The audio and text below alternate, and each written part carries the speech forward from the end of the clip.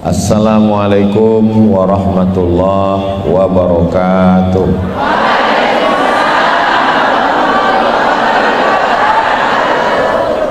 Kalau Tuan pergi ke Batam, jangan lupa membeli ikan. Dari bunyi sambutan salam, sepertinya jamaah belum sarapan.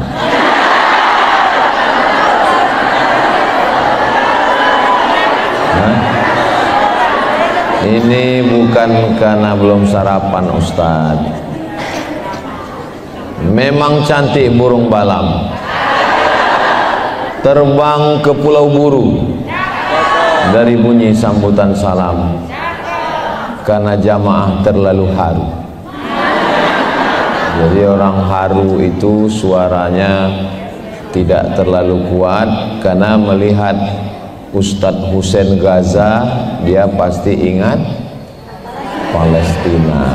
Tadi kursinya saya lihat satu di ujung sana, satu di ujung sana.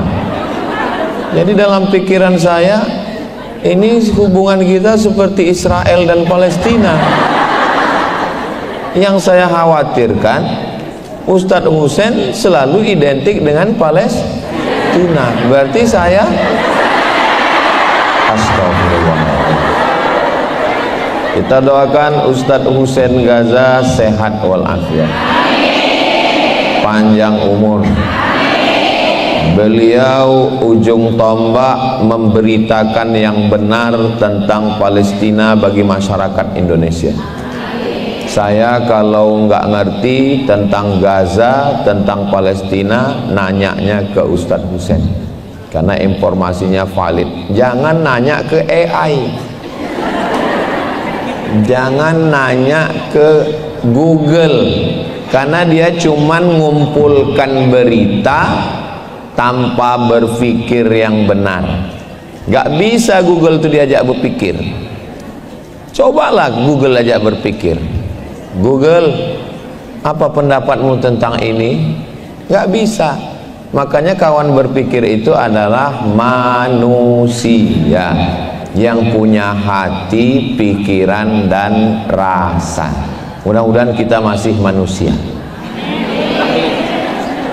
Sekarang sudah banyak manusia kehilangan kemanusiaannya. Sama-sama nunggu pesawat, sama-sama pesawat yang sama-sama delay, sama-sama korban keterlambatan. Bukannya ngobrol bertukar pikiran, sibuk dengan handphonenya masing-masing. Pingsan, mati, meninggal, bukannya ditolong malah dipoto. Nama handphonenya smartphone. Handphonenya cerdas. Yang punya handphone, saya nggak ada ngomong begitu. Jadi ngaji itu adalah memanusiakan manusia. Kalau makin ngaji, makin jadi manusia, lanjutkan. Tapi kalau makin ngaji, makin lupa, makin lalai, makin egois, maka kita sesungguhnya sudah keluar dari kemanusiaan kita. Orang barat itu selalu ketakutan. Negara paling kaya Amerika, adidaya, superpower, dolarnya melambung tinggi, tapi bawaan mereka ketakutan. Melihat mobil takut nanti berubah jadi transformer. Duduk di pinggir laut takut nanti keluar makhluk dari dalam laut naik ke atas, namanya Godzilla. Malam-malam ngelihat langit takut nanti keluar makhluk dari atas langit ngences, namanya alien. Dan yang paling mereka takutkan bukan transformer, bukan Godzilla, bukan alien. Yang mereka takutkan adalah Islam. Makanya namanya Islamophobia, ketakutan terhadap Islam. Makanya nama-nama seperti nama kami ini susah untuk masuk negara-negara yang takut sama Islam. Siapa nama? Abdul Somad, usir, meledak langsung. Siapa nama? Ustadz Hussein, forbidden, jangan kasih masuk. Makanya ibu kalau punya anak kasih namanya Alexander, tapi di rumah Iskandar. Saya sebetulnya pancing senyum itu ini untuk menunjukkan bahwa ibu-ibu ini nggak punya utang. Gimana kita mau membantu Palestina kalau punya utang? Ustadz kok tahu kami nggak punya utang? Kelihatan dari senyumnya yang lepas. Orang kalau punya utang, kita pancing pakai pantun, senyumnya tipis-tipis saja.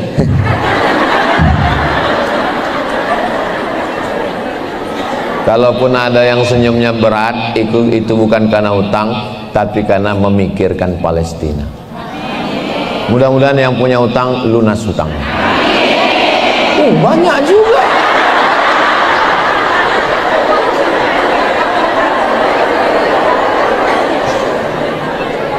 Saya kalau nanya itu bukan berarti saya mau menjatuhkan ibu ya. Saya bukan mau mempermalukan ibu depan orang banyak. Cuman saya kan nggak tahu apa yang ada di hati ibu semua. Innal kalama la fil fuadi. Kalimat yang sesungguhnya itu letaknya di dalam hati.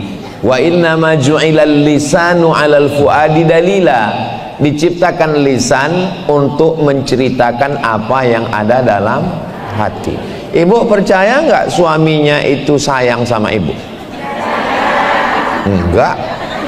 Makanya ibu selalu ngomong, selalu bilang I love you dong. Kenapa? Karena ibu nggak tahu apa yang ada dalam hati dia. Karena nggak tahu itu, akhirnya ibu nuntut dia untuk mengungkapkannya dengan kata-kata. Masalahnya laki-laki itu nggak bicara, dia selalu berbuat. Contohnya menaikkan uang belanja. Mudah-mudahan ini didengar sama suami di rumah ya. Tolong suaminya nanti ajak nonton channel Ustadz Abdul Somad Official, subscribe, like, share, and comment. Channel Ustadz Husain Gaza juga, insya Allah. Nah, sekarang saya mau nanya, kenapa Israel menjajah Palestina? Saya tahu ini ibu-ibu ini udah jawab, cuman dia mau ngetes saya. Ustadz tahu nggak isi hati kami? Dia menjawabnya pakai telepati. Susah memahami perempuan. Kalau laki-laki itu bilang iya, iya, kalau tidak, tidak. Kalau bahasa kampung kami, to be or not to be, ya atau tidak. Kalau perempuan nggak begitu. Kalau perempuan bilang tidak, bisa berarti iya, bisa berarti tidak, bisa berarti kadang-kadang iya, kadang-kadang tidak. Betul Bu? Ngaku semua. Nah, oh, Israel menjajah Palestina karena rebut-rebutan perbatasan Pak Ustadz. Ini Israel, ini Palestina. Jadi mereka rebut-rebutan batasan. Kalau begitu cara kita berpikir, berarti kita mengakui negara Israel. Karena kita sebut mereka rebut batasan. Kenapa Israel mengambil Palestina? Ya karena Israel itu Pak Ustadz penjajah. Maka Israel itu menjajah Palestina. Kalau begitu sama berarti kita mengatakan Belanda menjajah, Jepang menjajah. Berarti ada negara Indonesia, ada negara Belanda. Itu secara nggak sengaja kita sudah mengatakan bahwa ada negara Israel. Coba kalau yang nanya anak kita, mama, kenapa Israel menjajah Palestina? Ya memang udah dari dulu begitu. Sebelum mama lahir, waktu mama kecil nonton TVRI, itu memang sudah, siapa namanya presiden Palestina yang selalu pakai Sorban? Yasir Arafat. Yang tahu berarti udah tua. Anak-anak sekarang ditanya udah, saya tahu, saya pura-pura nanya aja. Masa profesor nggak tahu? Nah, ini keluar setannya kan? Ada 5 alasan mengapa ada penjajahan terhadap Israel. Kira-kira yang 5 ini bisa diingat? Belum saya sampaikan. Gimana mau diingat?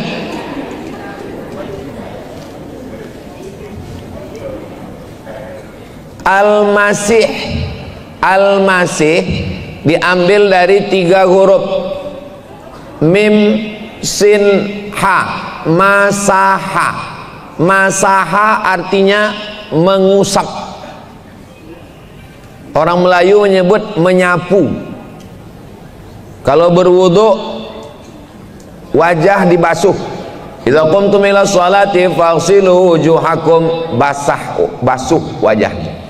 Wa aydiyakum ilal marafiq, basuh tanganmu sampai siku. Kepala dibasuh atau diusap? Diusap. Nggak ada orang wudhu hidupkan keran. Kepala itu diusap, diambil air, diusap kepala. Al-Masih, Al-Masih artinya 2. Pertama diusap, karena waktu dia lahir badannya diusap. Yang kedua, Al-Masih artinya mengusap, karena dia mengusap. Ada orang lumpuh, diusapnya sehat. Ada orang buta, diusapnya melek. Ada orang kena kusta, diusapnya sehat. Maka dia disebut dengan Al-Masih. Tapi ada satu lagi, Al-Masih juga. Ditunjuknya tanah. Ya ardu umbuti, wahai tanah, tumbuhkan tanaman. Tumbuh tanaman. Jangan-jangan yang numbuhkan dia juga. Dia tunjuk langit. Ya sama imtiri, wahai langit, turunkan hujan. Turun hujan. Ada orang mati, dia tunjuk. Ya mayit, wahai mayit, qum, berdiri. Dia Al-Masih juga, tapi dia tidak asli. Maka disebut dengan Al-Masih Dajjal. Dajjal artinya palsu. Ada mangkok, yang ini mangkok emas, yang ini mangkok juga, cuman disepuh pakai air emas. Orang Arab menyebut mangkok emas ini namanya wi'a zahabi, zahab emas. Tapi yang ini disebut wi'a mudajjal, ini namanya mangkok palsu, mangkok dajjal. Yang satu Al-Masih asli, Al-Masih. Satu lagi mirip seperti Al-Masih, ngusap juga, tapi musuhnya Al-Masih, disebut dengan Al-Masih Dajjal. Tapi jangan gara-gara ini nanti teman ibu pakai emas imitasi bilang, kamu kok pakai Dajjal sekarang?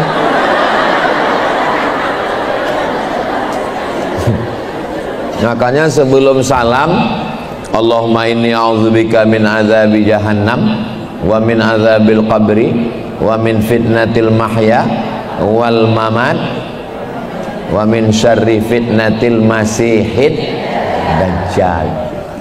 Malam Jumat baca surat Al-Kahfi biar supaya selamat, bisa membedakan mana Al-Masih yang benar dan mana Al-Masih Dajjal.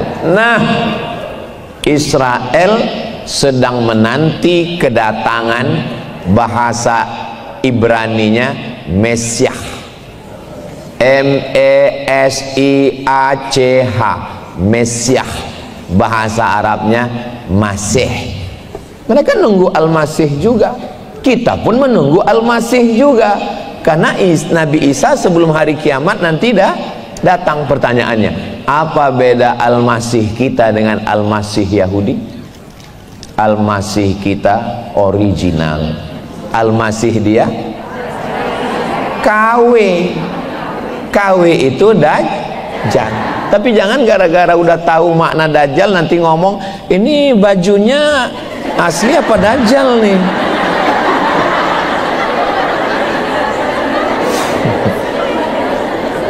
Jelas? Apanya yang jelas?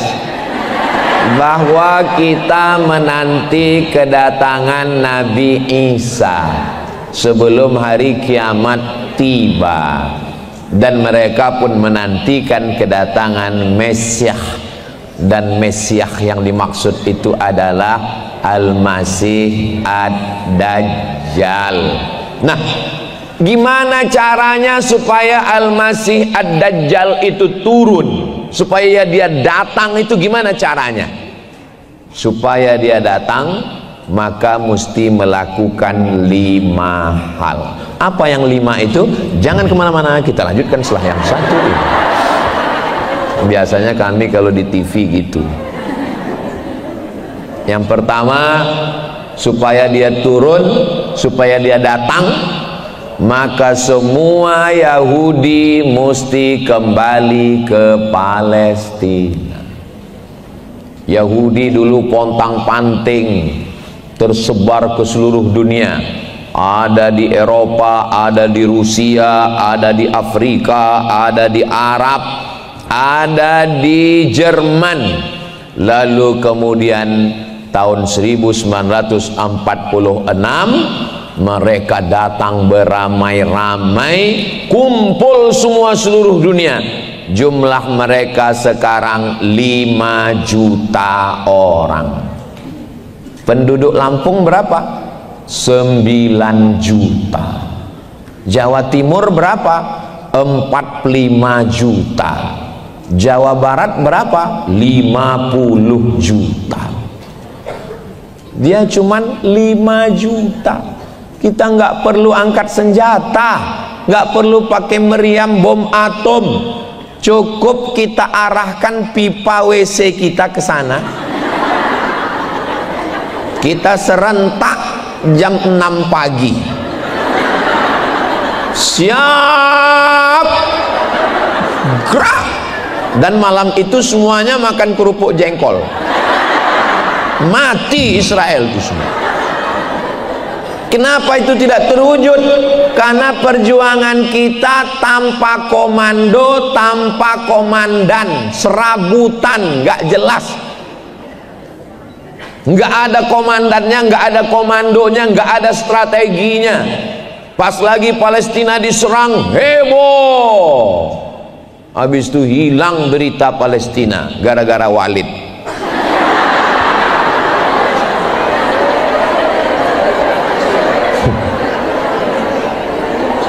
Yang saya omongin betul nggak? Coba kalau kita continue terus membela Palestina, bahwa mereka merebut Palestina bukan masalah perbatasan, bukan masalah penjajahan, karena mereka menunggu kedatangan Mesias Al-Masih Dajjal. Dan syaratnya Dajjal mau turun, kalian mesti ngumpul semua di Palestina. Jadi mereka membayangkan Dajjal itu sedang berada di atas lagi nunggu. Udah ngumpul belum? Ustadz Somad, Ustadz di ruang waiting room dulu ya. Kenapa panitia? Iya, soalnya orang Israel belum ngumpul. Berarti aku Dajjal dong. Jadi Dajjal itu sekarang lagi nongkrong-nongkrong, lagi ngopi, nunggu mereka ngumpul semua. Nanya, udah ngumpul belum? Kata Netanyahu, sebentar bro. Dan mereka akan berkumpul semua dari seluruh penjuru dunia. Yang nggak ngumpul ke sana, walaupun dia di Amerika, dia tetap support. Anak kita nonton film kartun, nonton. Begitu di akhir film kelihatan Warner Bros. Warner Bros punya siapa? Yahudi. Steven Spielberg, Yahudi. Menteri Luar Negeri Amerika dari dulu, Madeleine Albright, Yahudi. Rothschild, orang-orang kaya yang mendonatur presiden-presiden Amerika nggak akan terpilih kalau bukan dari donatur ini. Siapa dia? Yahudi, garis kanan ekstrim yang mendukung. Maka jangan pernah berharap bahwa politik Amerika akan berpihak kepada Palestina, karena mereka sebenarnya diatur oleh protokoler Yahudi. Maka kalau mau membebaskan Palestina, kita sendirilah berjuang dengan pemahaman yang benar. Yang pertama, mereka seluruh dunia mesti berkumpul di Palestina. Berdatanganlah mereka sejak 1946 sampai 2025, sudah 81 tahun lamanya. Mereka menundukkan, menantikan Mesias itu datang. Berikutnya yang kedua, mereka dulu pernah dihancurkan oleh raja namanya Nebukadnezar. Nebukadnezar ini nama kampungnya Babel, bukan Bangka Belitung. Babel adalah Babilonia. Babilonia adalah sekarang Irak. Babilonia itu sekarang Irak. Coba tulis Babilonia Taman Gantung, itu Irak. Maka setiap kali naik presiden Amerika yang baru, pasti yang mereka serang pertama adalah Irak. Saya tamat Al-Azhar 2002. Nanti mau melanjutkan S2 ke Baghdad, Irak. 99% saya akan S2 ke Baghdad, karena ada beasiswa dari Universitas Saddam Hussein, gratis, free. Sudah siap mau ke Baghdad. Tiba-tiba begitu saya lulus 2002, George Bush naik jadi presiden, dibomnya Universitas Baghdad rata dengan tanah. Pulang saya dari Mesir, lanjut S2 ke Malaysia. Dari negeri 1000 menara ke negeri 1000 makcik.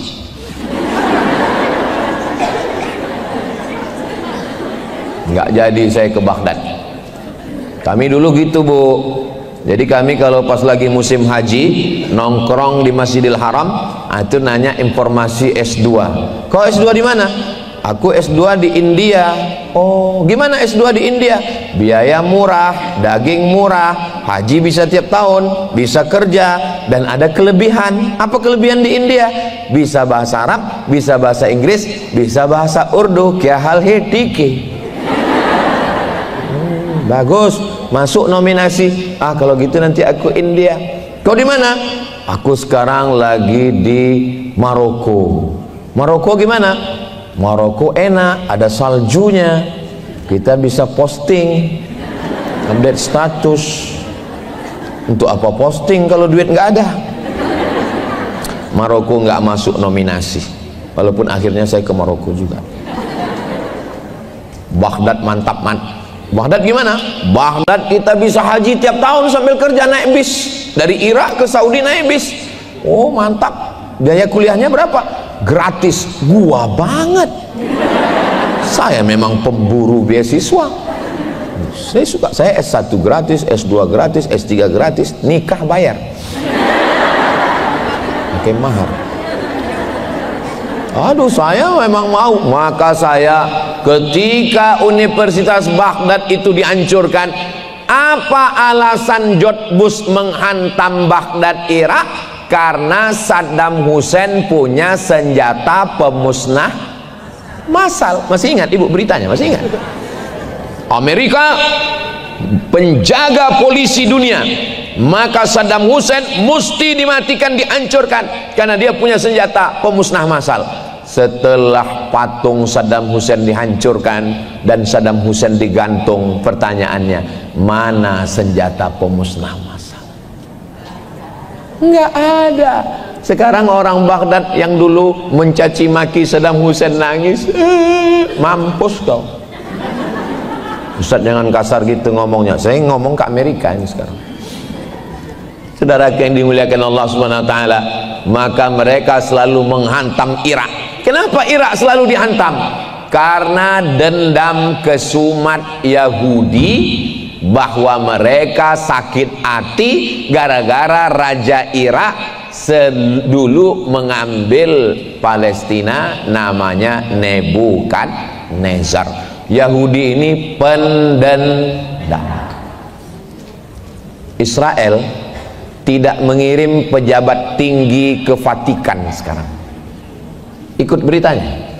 Kenapa mereka tidak mengirim pejabat tinggi ke Vatikan untuk menghadiri pemakaman Paus Fransiskus? Karena mereka sakit hati dengan Paus, karena Paus tidak suka terhadap penjajahan di Palestina. Pun dendam. Dulu ada panglima tentara Yahudi, matanya buta sebelah, namanya Jenderal Musa Dayan. Tulis di Google, Jenderal Musa Dayan. Dia minta, akhirnya Perdana Menteri Prancis minta kepada Presiden Mesir, nama presidennya Anwar Sadat. Pak Anwar Sadat itu mumi Fir'aun itu sedang kena bakteri virus. Tahu mumi? Makanya jangan suruh anak manggil mamanya mumi.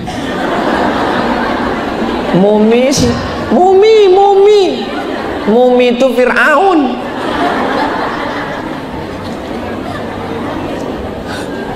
Kata Perdana Menteri Prancis, De Gaulle namanya, kata dia, ini mumi yang ada di Kairo ini kena virus, nanti kulitnya akan busuk.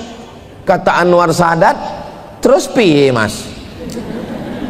Ya udah, kami punya dokter yang bisa menyembuhkan.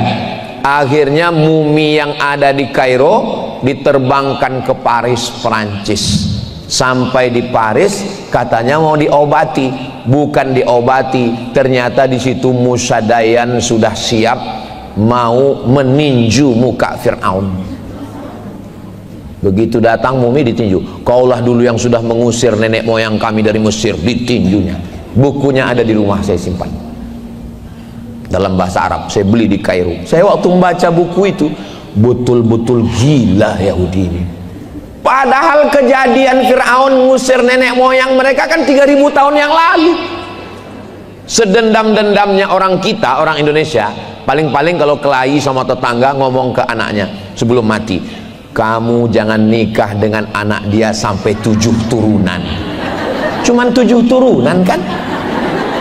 Kalau 1 turunan 100 tahun, 7 turunan cuman berapa? 700 tahun. Enggak Yahudi banget, memang agak Yahudi juga.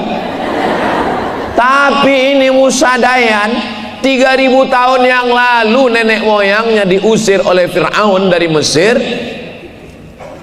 mumi itu dia tinju. Saya waktu membaca buku betul-betul gila Yahudi. Begitulah dendam kesumat mereka, apalagi dendamnya kepada Sayyidina wa Maulana Muhammad sallallahu alaihi wasallam. Presiden pertama Yahudi Israel perempuan, namanya Golda Meir. Waktu dia pidato pelantikan, apa kata Golda Meir? Aku mencium bau nenek moyangku di kota Madinah.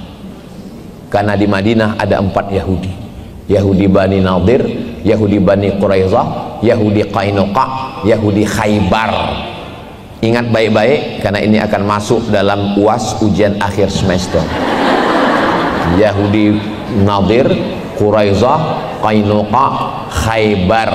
Pidato bersama Golda Meir, aku mencium bau nenek moyangku di Madinah. Paham maksudnya?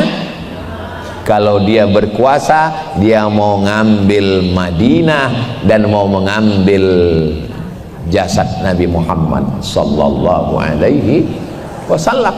Begitulah jahatnya orang Yahudi, dendam kesumat. Pertama, kumpul semua Yahudi di Palestina. Sudah ngumpul belum? Sudah 5 juta orang. Yang kedua, hantam Irak. Maka siapapun presidennya, hantam Irak, hantam Irak, hantam Irak. Mereka ngantam Irak itu mau ngambil minyak, Pak Ustadz. Betul. Mereka mengantam Irak itu karena Saddam Hussein adalah orang yang paling membela Islam. Betul. Tapi di atas itu semua, karena syarat menurut mereka Mesiah Dajjal turun, syaratnya adalah hantam dulu Babilonia. Dan sekarang Irak hancur lebur. Kasihan saudara-saudara kita di Irak. Berikutnya yang ke, saya ingat. Terus Ustadz ingat kok nanya, saya mau ngetes jamaah ini masih sadar atau enggak. Kalau jamaah itu masih sadar, dia bilang 3. Tapi kalau enggak sadar, itu terserahlah Pak Ustadz, mau berapa pun. Yang penting Ustadz cepat selesai, kami mau dengar berita Palestina dari Ustadz Hussein. Ustadz Hussein udah nyampaikan? Udah. Berikutnya yang ketiga, mesti ditanam satu pohon, namanya pohon horkat. Saya naik bis dari Kairo sampai ke Bukit Saint Catherine, Jabal Musa. Kami naik ke atas jam 2 malam. Insya Allah nanti panjang umur sehat badan kita naik ke atas. Ongkos tanggung masing-masing. Habis itu turun lagi, kami lanjutkan perjalanan sampai ke satu kota. Kotanya dikasih pagar di tengah. Oh, seperti ini. Yang ini Mesir, yang sana Israel. Palestina. Mohon maaf Bu, kotanya dikasih nama kotanya Rafah. Di perbatasan itulah saya melihat, dan saya lihat ada tanaman hijau. Waktu saya tanya, itu pohon apa? Itulah pohon horkot Pak Ustadz. Apa betul mereka itu nanam horkot Ustadz Hussein? Nah, betul kata Ustadz Hussein. Kalau udah Ustadz Hussein bilang ini berarti ya. Kenapa mereka menanam horkot? Karena nanti ketika terjadi peperangan, maka semua batu-batu pun akan berkata, ya abadallah, wahai hamba Allah, hadza Yahudi khalfi, ini ada orang Yahudi Israel di belakangku, faktulhu, bunuhlah dia. Batu pun akan bicara, tapi ada satu pohon yang membela mereka. Pohon itu namanya pohon horkat. Saya sudah tulis horkat di Google, kok nggak keluar Pak Ustadz. Coba tengok tulisannya, garkat, pakai ghain, ra, qab, dal, qaf, dal, gharqat. Tapi handphone saya belum bisa tulis Arab Pak Ustadz, berarti belum mu'alaf, belum login. Nanti kita syahadatkan. Ada itu pengaturannya di situ. Tulis di situ gharqat.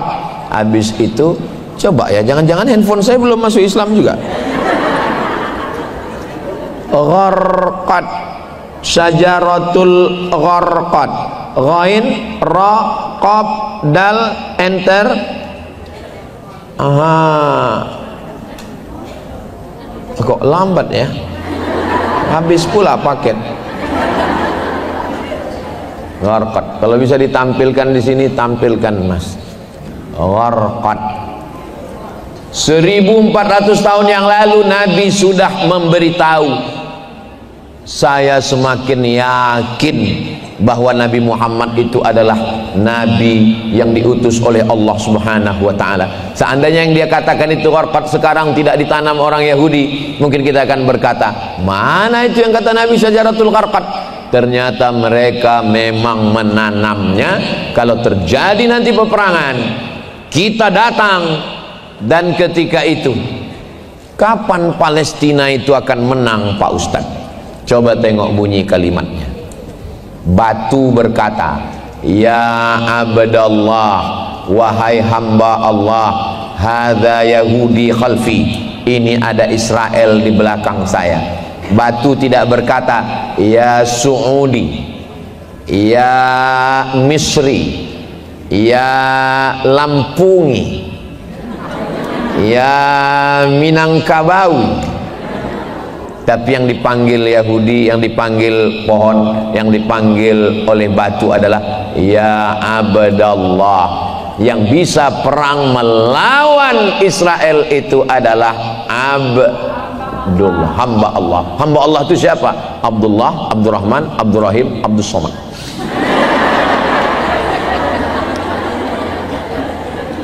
Abdud dinar, hamba duit.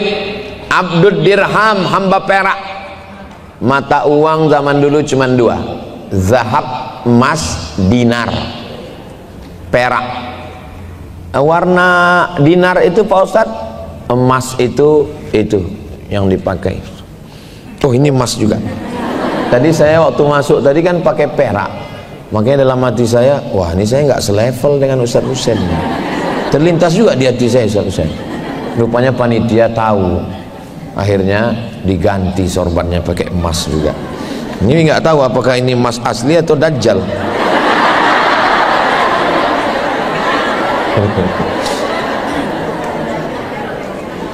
Kalau masih menjadi hamba harta, hamba kuasa, hamba tahta, hamba wanita, hamba Toyota, jangan pernah mimpi untuk membunuh Israel. Jadi kalau ada yang bertanya nanti, kenapa tidak ada satupun penguasa-penguasa yang mengerahkan tentara-tentaranya untuk menolong Palestina? Karena semua masih menjadi hamba harta, hamba kuasa, hamba wanita, hamba Amerika. Nanti ketika manusia sudah menjadi hamba Allah, tidak ada yang dia takuti, hanya Allah. Mungkin bukan di zaman ibu, tapi zaman anak ibu. Ibu mau anak ibu menjadi pembebas Palestina? Dari bunyinya sepertinya nggak mau. Iya Pak Ustadz, tapi saya kan bukan orang Arab. Yang membebaskan Palestina itu Arab. Yang membebaskan Palestina Salahuddin Al-Ayyubi. Salahuddin Al-Ayyubi orang Kurdi, Kurdistan, bukan orang Arab. Muhammad Al-Fatih yang membebaskan Konstantinopel, bukan orang Arab, orang Turki. Katanya Ustadz Somad orang Arab, Arab cemas, Arab maklum. Sampean orang Arab, aku itu orang Arab Pak Ustadz, Arab Nadi, Arab Lungo. La farqa bainal Arabi wal Ajam. Tidak ada beda antara yang Arab dengan bukan Arab. Wala farqa bainal abyadi wal aswad. Tidak ada beda antara yang kulit putih dengan kulit hitam. Kullukum min Adam. Semua kamu dari Adam. Wa Adam min turab. Dan Adam diciptakan dari tanah. Iya Pak Ustadz, tapi kita nggak punya tank, kita nggak punya mobil perang. Tank, besi, baja besar, hanya dihancurkan pakai drone. Drone yang sebesar ini diletakkan alat canggih, hancur tank. Walaupun anak ibu nggak pergi ke sana, cuman main-main drone aja. Makanya kalau ada anak ibu hobi main drone, jangan-jangan dia yang membebaskan Palestina. Doakan dia, ya Allah, jadikan anakku ini pembebas Palestina. Kalau mendoakan itu jangan tanggung-tanggung. Ayah Muhammad Al-Fatih itu waktu dia pagi memandikan anaknya di tepi sungai, dia katakan, wahai anakku, engkau nanti yang akan membebaskan Konstantinopel. Begitu. Ini ibu-ibu sekarang pas lagi mandikan anak kecil, mudah-mudahan lulus PNS. Saya nggak mengatakan PNS itu hina. Saya PNS 11 tahun. Dari 2008 saya lulus sampai 2019. Habis itu keluar dari PNS, nggak pensiun. Tapi cita-cita itu ya jangan tanggung-tanggung. Doakan anak. Ustaz Somad, doakan anak saya ya. Mau jadi apa? Rencana jadi lurah Pak Ustaz. Bagus. Tapi kalau bisa tawarannya tinggi dulu. doanya jadi presiden, paling enggak di bawah itu gubernur, kalau lurah diturunkan dikit RW pun bagus. Mana tahu ada istri RW, jangan tersinggung RW. Kunci dengar tausiah Ustaz Somad itu satu, jangan tersinggung. Ada beberapa jamaah tersinggung pulang meninggal.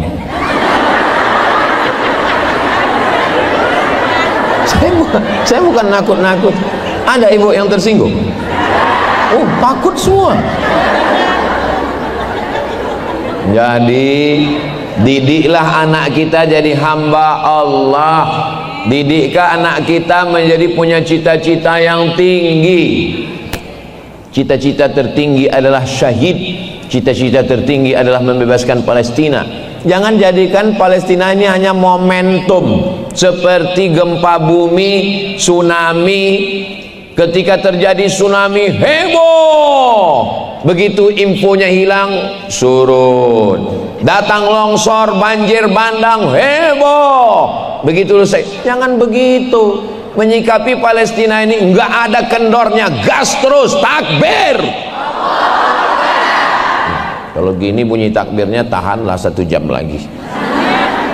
Tadi saya mulai ngomong jam 10 kurang 15. Sekarang sudah jam 10.30.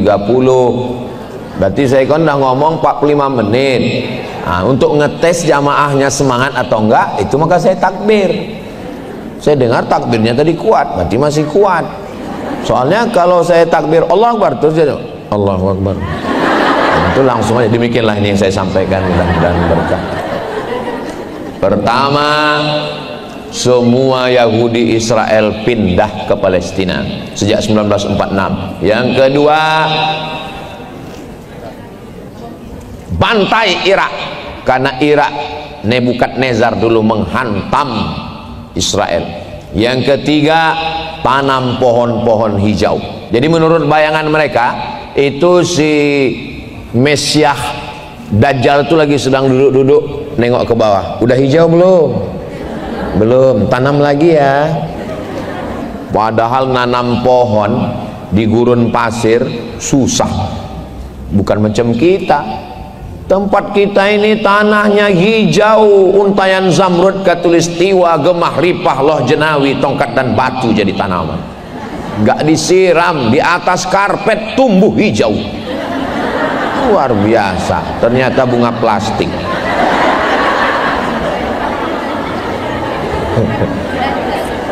Berikutnya yang keempat. Yang keempat adalah bahwa itu darah bayi-bayi mesti membasahi tanah. Jangan heran kalau mereka membunuh anak kecil. Heran, kenapa mereka membunuh anak kecil? Kenapa mereka meledakkan anak? Karena si Dajjal lagi nunggu tanah itu merah karena darah anak kecil. Anak kecil, mohon maaf, kepalanya lepas ditarik oleh ayahnya. Enggak ada sama sekali rasa kemanusiaan, diletupkan, diledakkan. Orang yang enggak ngerti bingung dia, kok begini? Tapi bagi ibu bapak yang paham, oh, kenapa mereka menghantam semua orang Islam, hancur semua? Supaya tanah Palestina itu merah karena darah. Disitulah Al-Masihnya itu turun. Ini menunjukkan mereka ini penyembah setan. Mereka adalah haus darah. Mereka adalah penjahat internasional. Tapi yang berjuang membela Palestina, itulah yang dikatakan teroris. Kenapa? Karena yang menguasai kantor berita dunia. Semua berita di dunia ini melewati kantor berita. Nama kantor beritanya Reuters, R-E-U-T-E-R-S. Reuters punya Yahudi. Kalau mau nulis Israel di Instagram, mesti angka 15R43L. Nggak boleh nulis. Kenapa? Begitu kita tulis Israel, kita tulis Yahudi, langsung dia ban. Kalau kita posting tentang pembantaian Palestina, dia hilangkan videonya. Kenapa? Karena punya dia. Oh, jadi Instagram tuh punya Yahudi. Ya, tapi Ustaz Somad punya Instagram. Ustaz Somad kok main Instagram? Itu cara saya menebarkan, memakai alat dia untuk. Dulu mereka buat YouTube. Harapan mereka kalau YouTube ini tersebar, nanti umat Islam sibuk dengan film, nggak sholat. Ternyata YouTube kita manfaatkan pengajian-pengajian. Jadi kalau untuk posting, hati-hati, takutnya nanti di ban. Ustadz emangnya punya akun Instagram? Iya, yang followernya 9 juta itu. Maksudnya yang belum follow. Ibu sudah follow? Alhamdulillah. Saudara yang dimuliakan Allah Subhanahu wa taala, ini alat-alat ini mereka buat untuk merusak anak umat Islam. Menurut mereka nanti anak umat Islam, bapak umat Islam, ibu umat Islam akan sibuk scroll. Isi TikTok itu dulu dua. Pertama ulat pinang, kedua ulat jagung. Sekarang isinya adalah sholawat. Sekarang isinya adalah berita tentang video pendek Ustadz Husain Gaza menjelaskan Palestina. Maksud saya, silakan pakai, tapi isinya konten tentang Palestina. Belikan mainan, belikan ini. Anak-anak nangis. Anak ibu sama anak saya sama-sama nangis karena sama anak-anak. Dan saya ke anak saya, ya bahasa anak-anak. Gak mungkin saya ke anak saya macam ceramah, ya ayyuhallazina amanu.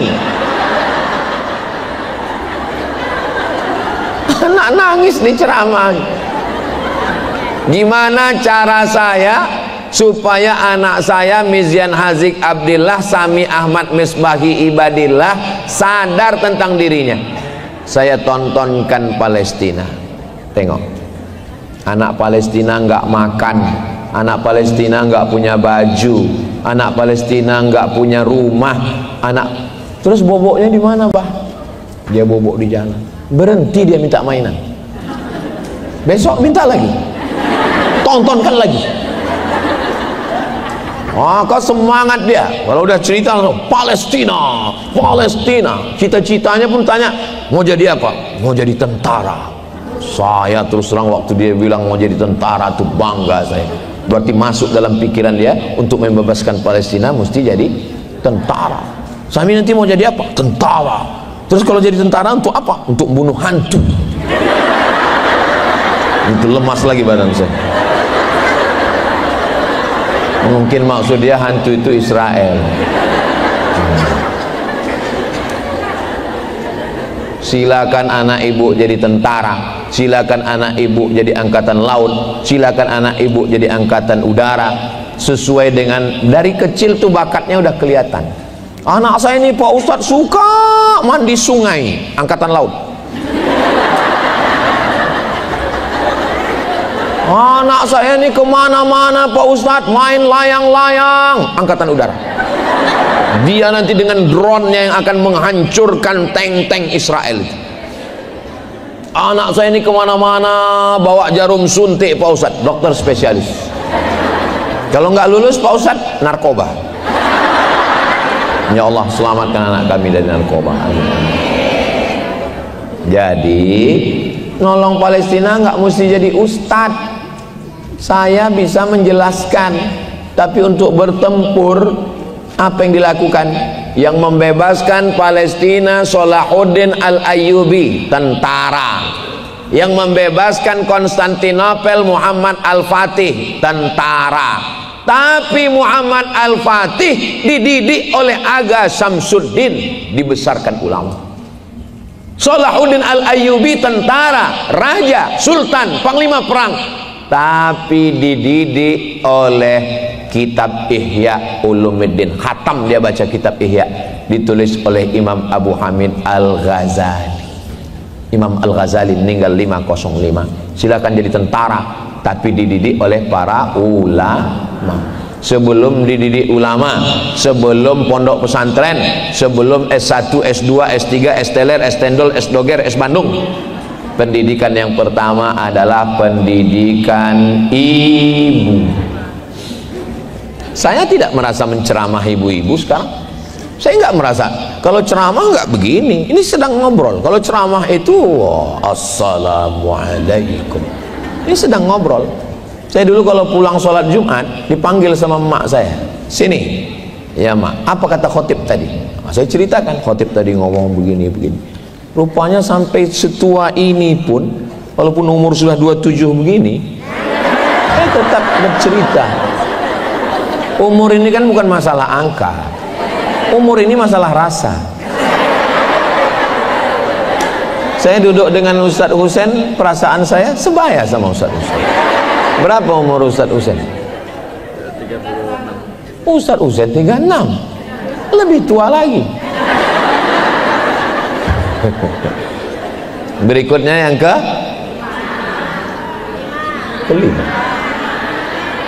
kelima. Setelah darah tumpah, berikutnya yang kelima. Menurut mereka, di bawah Masjidil Aqsa, di situ ada Temple of King Solomon. Tulisannya di Google Temple.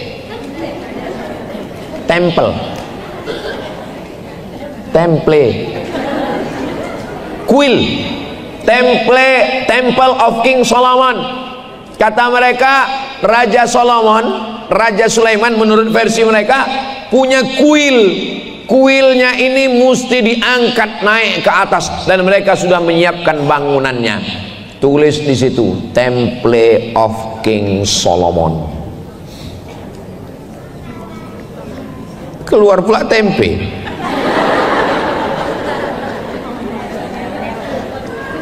Temple of King Solomon. Nah, itu dia.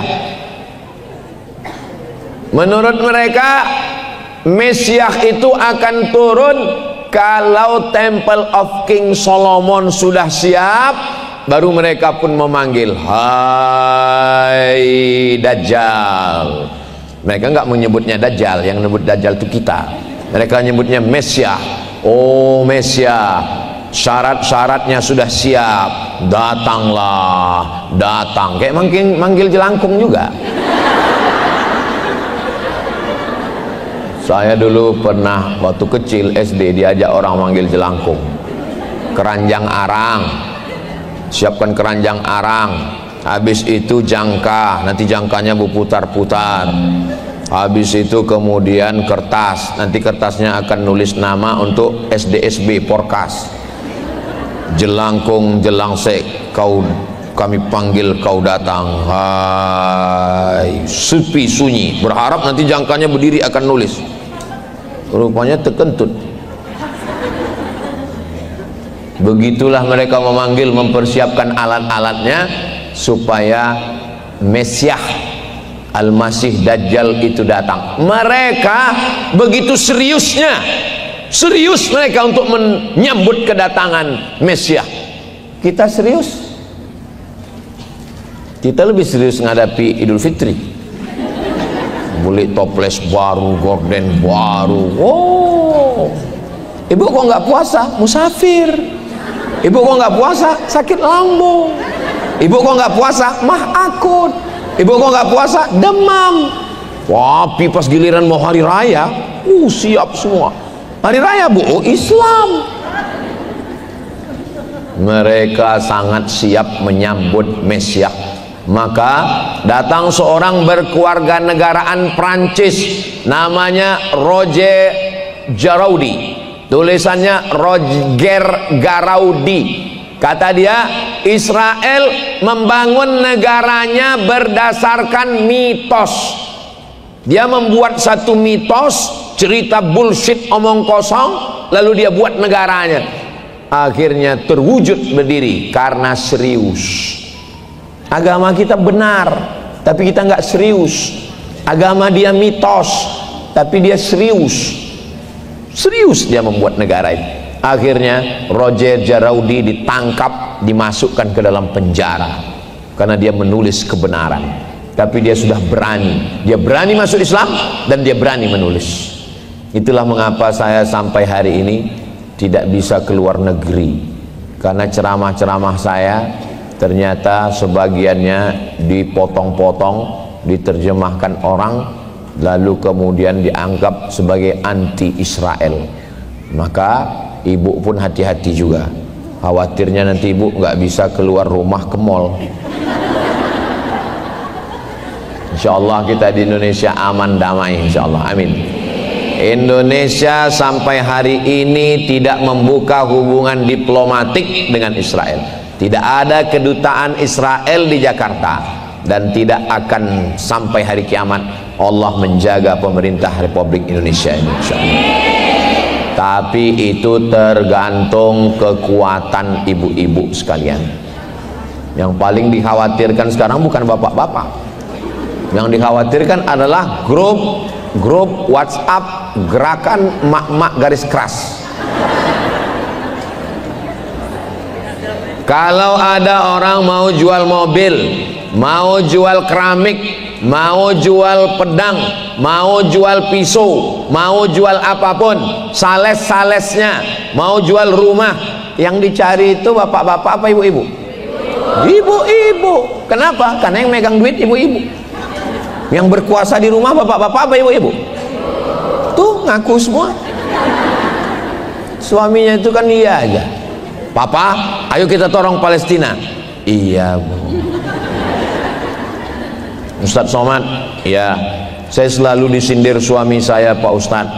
Katanya dia suami takut istri. Apa hukumnya kalau suami itu takut istri, Pak Ustadz? Suami yang takut istri itu nanti kalau dia mati di akhirat, dia tidak kena azab kubur.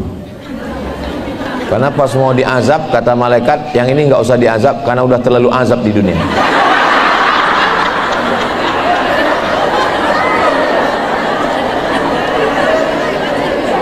Saya yakin suami yang nonton sedang tersenyum di rumah. Ini istri saya nih Pak Ustadz, saya pergi keluar kota, di dalam tas saya ada baju koko, ada kain sarung. Saya pulang dia nanya, kamu nginap di hotel syariah, di hotel mana, jalan sama siapa, pulang jam berapa, kunci motor mana, gaji mana. Itu bukan istri Pak, itu security. Itu bukan istri Pak, itu adalah malaikat penyelamat yang dikirim Allah Subhanahu wa ta'ala untuk mendampingi. Selagi ibu masih nyinyir, selagi ibu masih nanya, kamu kenapa nggak sholat, kamu pulang jam berapa, kunci motor mana, uang di mana, insya Allah keluarga selamat dari pelakor. Tapi kalau ibu sudah diam, Bu, saya lihat suami ibu kayaknya ada gelagat-gelagat, alah kamu aja yang suuzon. Waspadalah. Kejahatan terjadi bukan karena ada niat dari pelakunya, tapi karena ada kesempatan. Waspadalah. Pulang dari sini, suami ibu akan bertanya dan berkata di depan pintu, "Oh my angel, kau adalah malaikat-malaikat." Istri yang baik, suami jadi baik. Istri baik, anak jadi baik. Istri baik, mantu jadi baik. Semua yang berperan di dalam rumah tangga adalah seorang perempuan. Saya menjadi baik karena ibu saya baik. Saya dulu pulang ke rumah, kalau bawa mainan mobil-mobilan, mau tidur di rumah mobilnya naik ke atas bantal. Dapat di mana? Ini kan bukan yang kita beli, iya dapat di jalan. Pulangkan ke jalan. Nggak boleh bawa barang haram ke rumah. Sampai saya jadi ustadz, mak saya meninggal tanggal 18 Maret 2019, 11 Rajab. Kau hati-hati, aku nih ustadz mak, setannya ustadz juga. Aku nih dari Mesir mak, setannya lulusan Mesir Fir'aun. Ibu tidak pernah melihat anaknya sebagai ustadz. Ibu saya selalu membanggakan ustadz dia. Dia puasa bulan Rajab, Saya bilang, Mak, bulan Rajab itu puasanya pilihan, kalau mau full boleh. Dalilnya bahwa bulan Rajab itu bulan haram, bulan mulia. Tapi dia udah tua, dia puasa terus. Saya bilang, Mak mesti makan sehat. Menurut ustadz saya.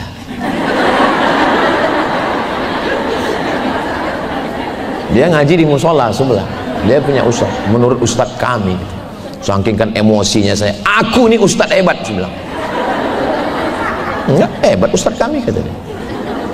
Ibu tidak pernah melihat anaknya besar. Makanya kalian anak-anak, ibu-ibu juga, jangan pernah ajari ibu mau bicara.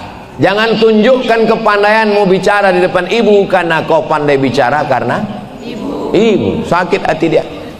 Maka belajar dari itu, saya nggak pernah menceramahi ibu saya, nggak pernah. Sampai akhirnya suatu malam saya sedang jadwal di Madura, meninggal malam Senin habis makan sahur, sedang puasa hari Senin. Habis itu saya tanya makcik saya yang menjaga di rumah, di mana malam itu? Seperti biasa, dia bangun jam 2, dia sholat tahajud, dia berzikir, berdoa, habis itu dia makan sahur, menunggu azan subuh, ditontonnya video YouTube. Video siapa? Video kau. Kalau saya di rumah, dia nggak pernah nonton video saya. Dia nggak pernah nganggap saya ustadz. Dia nggak pernah muji saya. Dia nggak pernah mengatakan saya hebat. Malam itu barulah saya sadar, rupanya berdetik-detik menjelang kematiannya dia sedang menonton video saya. Jadi dia nonton saya? Iya. Saya bawa dia ceramah pengajian, saya mau menunjukkan ke dia bahwa saya hebat, biar saya diakuinya sebagai ustadz. Saya bawa ke ceramah paling ramai tabligh akbar, ramai. Setelah pulang saya berharap dia akan muji saya. Begitu pulang, apa kata dia? Kau nggak punya jin kan? Kenapa mak ngomong begitu? Ada sebagian manusia ini supaya orang mau mendengar dia, lalu dia menjadi budak jin. Aku nggak mau kau jadi budak setan. Begitulah ibu mendidik saya. Saya kuliah S1 Al-Azhar, S2 ke Maroko, S3 ke Sudan. Waktu saya daftar ke Sudan, umur dia sudah 70. Saya mau nakut-nakuti dia. Mak, nanti kalau aku ke Sudan, mak tinggal di rumah ini sendiri. Aku 2 tahun di Sudan nggak pulang-pulang. Apa kata dia? Silakan kau berangkat. Semua kita akan mati dan menghadap Allah sendirian. Seandainya mak saya mentalnya nggak mental baja, mental kerupuk, mungkin saya nggak akan pergi ke Mesir. Mak, aku mau ke Mesir. Jangan. Saya anak pertama, adik saya anak kedua. 4 tahun nggak pernah pulang. Dari 98, 99, 2000, 2001, 2002 baru pulang. Setelah saya punya anak, rindu. Saya tanya dia, aku punya anak, rindu aku mak. Aku 4 tahun di Mesir, mak nggak rindu? Rindu aku sama kau. Jadi gimana cara mak mengobati rindu? Ku cari anak-anak di gang yang hitam macam kau.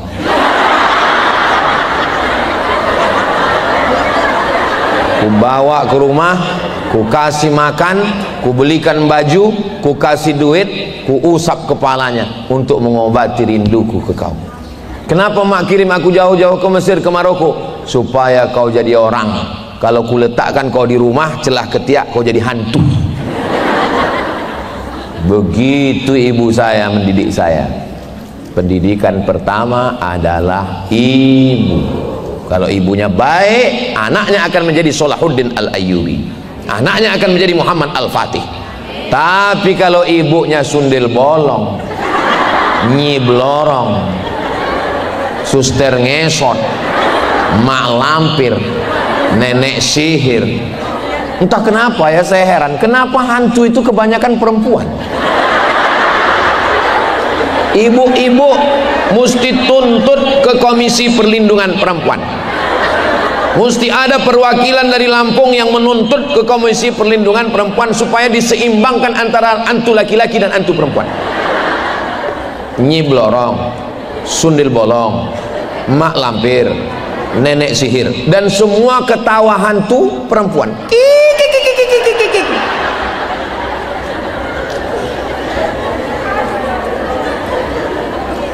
Tapi yang di sini ini adalah ibu yang baik-baik semua. Inilah ibu yang akan melahirkan tentara-tentara Allah yang akan membebaskan Palestina. Ini sudah melanggar kode etik. Ternyata saya sudah korupsi 10 menit. Ternyata kalau kita ngomong di depan orang yang hatinya tulus, waktu itu nggak terasa begitu cepat berlalu. Terima kasih atas segala perhatian. Mohon maaf atas segala kesilapan dan kehilafan. Akhirnya saya ucapkan, bahan saya sudah habis. Sudah 5 poin saya sampaikan. Tinggal mengamalkannya semua. Doakan supaya anak-anak kita menjadi orang yang bisa menolong Palestina dengan harta, jabatan dan kekuasaan. Ala hadhihi niyah, al-Fatihah.